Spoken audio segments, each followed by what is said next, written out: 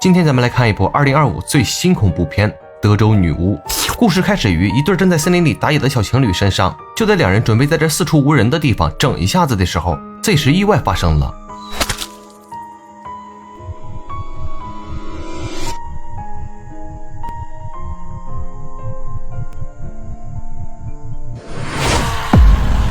意外发生的2个星期过后，男人的妹妹柳如烟来到警局询问案件进展。不过据说凡是进入那片森林里的人都无一例外的人间蒸发了。为了不让自己的手下白白送死，因此警长并没有派遣警力前去搜查，这也让柳如烟大失所望，气愤地离开了警局。怀有身孕的她做了个十分极端的决定，那就是组织自己老公以及2位冤种好友一同前往那传说中可怕的杰克逊威尔森林。然而几人不知道的是，这将会是他们这辈子干过最后悔的事儿。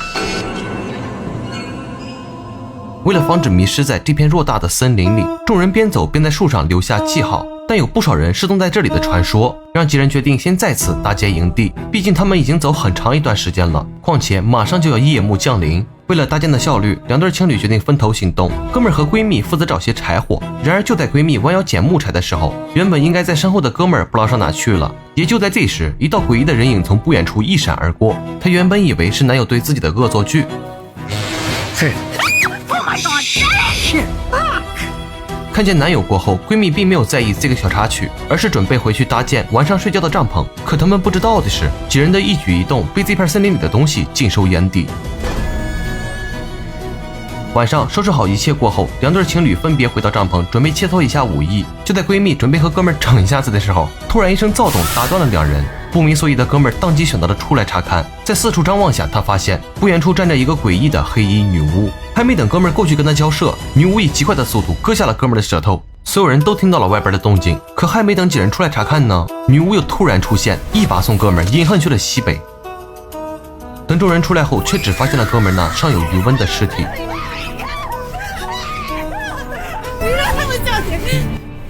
大壮警惕地环顾着四周，直到确定周围没有任何异常，他这才转身到帐篷拿出衣服给哥们儿盖上，生怕他夜里着凉。随后大壮来到惊恐未定的2人身旁，他认为如果在这月黑风高夜的时候离开，对方要是利用地形将他们逐个击破，那不就完犊子了吗？因此3人选择待在一起守到天亮。 I don't think we can continue looking for your brother. We should get out of here before anything else happens. 妈什么哥哥不哥哥的，目前保住小命才是最重要的。带上行李过后，3人果断准备离开这个是非之地。在不知道走了多久过后，突然大壮意识到一个很严重的问题，那就是他们好像一直在原地转圈，树枝上留下的印记就是最好的证明。而闺蜜也发现了令人崩溃的一幕，3人不仅又回到了露营的地方，原本应该挂在树枝上的哥们儿也莫名的消失不见了。这一下闺蜜的心态算是彻底的炸了。 We're here because of your fucking dumbass brother. If this didn't happen, none of us. Fuck you, Mallory. Both of you, stop it, okay? Just stop. Mallory, walk it off. 失去了男友和迷失在了森林，2件事使闺蜜的心情久久不能平静。她奔向洗把脸，冷静冷静，不曾想原本清澈的溪流一瞬间被鲜血染成了红色。发生的怪异使闺蜜本能的想要离开。Mallory.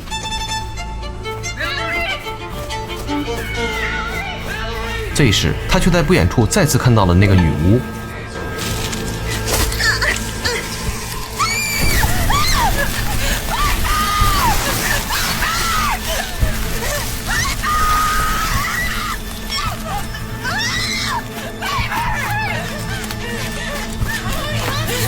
同伴及时赶来救下闺蜜的狗命，可在被拖拽途中，树枝却卡下了闺蜜手臂上一大块肉。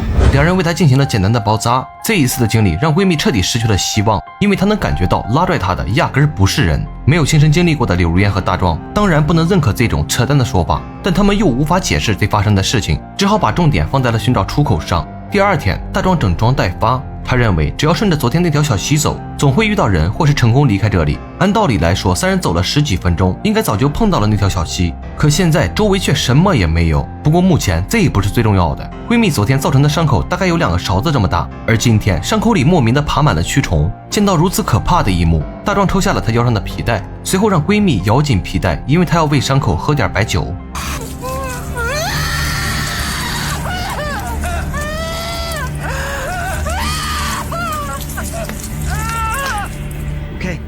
Okay. 消毒过后，大壮为伤口进行了2次包扎，三人便再次踏上寻找出去的路。没过多久，一阵腐烂刺鼻的味道扑面而来。大壮认为可能是附近动物的尸体，然而柳如烟的眼神一直盯着正前方，直到掀开面前的被子。柳如烟认出了尸体是自己嫂子，在尸体不远处的手机让她看到了哥哥生前最后的一幕。不过视频里并没有说到底是什么东西杀死了他们。就在柳如烟沉浸在悲伤情绪里的时候，身后的闺蜜就像丢了神一样，一直注视着正上方。这时大壮发现了闺蜜的异常。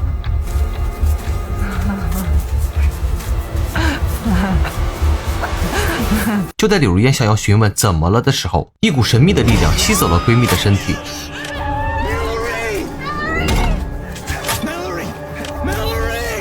在两人不断的寻找下，最终在树上发现了闺蜜的尸体。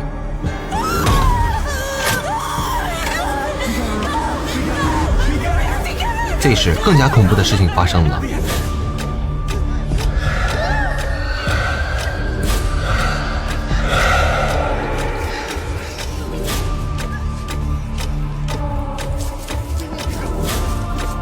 两人一路逃窜至一间林中小木屋，今晚他们打算在这里过夜。相比于外边的森林，这里看着更加安全一些。摆在他们面前的似乎也就这一条路了。然而到了夜里，大壮猛然惊醒，他发现小木屋的墙壁上莫名多了些看不懂的文字。他急忙叫醒柳如烟，因为此时的房间更像是女巫的祭坛。突然屋子里发生了剧烈的摇晃，大壮也在这时被一股莫名的力量控制了一下。见此情景，两人头也不回地逃离了小木屋。然而森林里传来的瘆人笑声使两人不敢再继续向前。就在大壮寻找声音的来源时，那个女巫已经悄无声息地出现在了柳如烟的身后。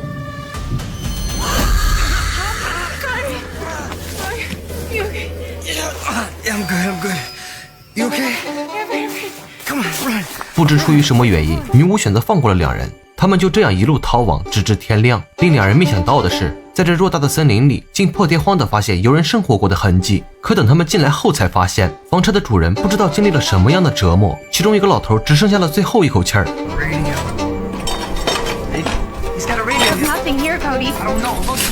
在柳如烟一顿翻箱倒柜下，果然让他在柜子里发现了一只无线电。Hello, can anybody hear me? 无线电接到了警长办公室，令人绝望的是，警长这一边只能听到嘶啦啦的声音。Hello, is anybody out there? Can anybody hear me? 在没有得到任何的回应后，两人那悬着的心这一下是彻底的死了。这时老头手指向了一旁的猎枪，看样子是想自己从痛苦中得到解脱。大壮为他摆好姿势，两人便离开了房车。自从昨晚碰到过女巫之后，柳如烟的肚子就开始时不时的疼痛。大壮以为是2-3天没有进水进食的缘由，便准备独自去寻找资源。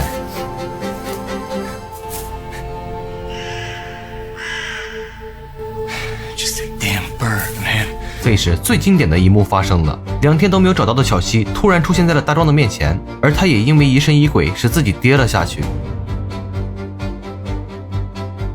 这也导致一只类似于鹿角一样的三角穿透了他的大腿。等柳如烟赶到，虽然帮助大壮挣脱了束缚，但剧烈的疼痛和神经的损伤，以至于让受伤的那只腿已经完完全全的报废了。如果不是有人搀扶，甚至正常站立，此刻大壮都不能独立完成。所幸柳如烟把他放到树干上，准备用这种方式拉他上岸。可这时意外发生了。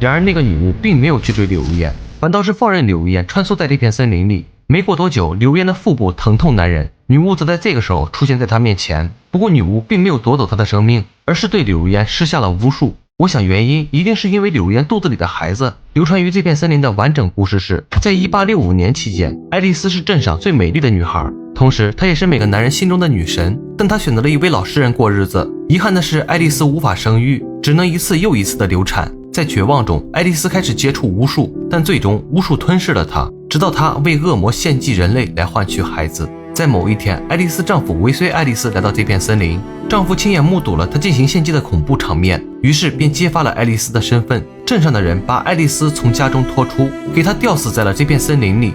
自这件事之后爱丽丝化为怨念，一直在这片森林里徘徊，杀死任何进入这里的人。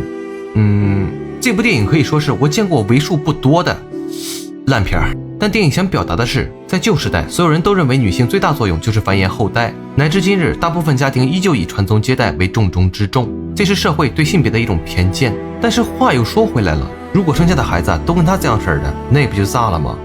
故事的最后，柳如烟出现在了森林的入口处，女巫既然选择放过了她，那大胆猜测一下，应该是女巫以柳如烟的身体活了下来。好了，今天的故事到这里就结束了。电影不等同于现实，但现实往往比电影更加残酷。感谢您的观看，咱们下期再见。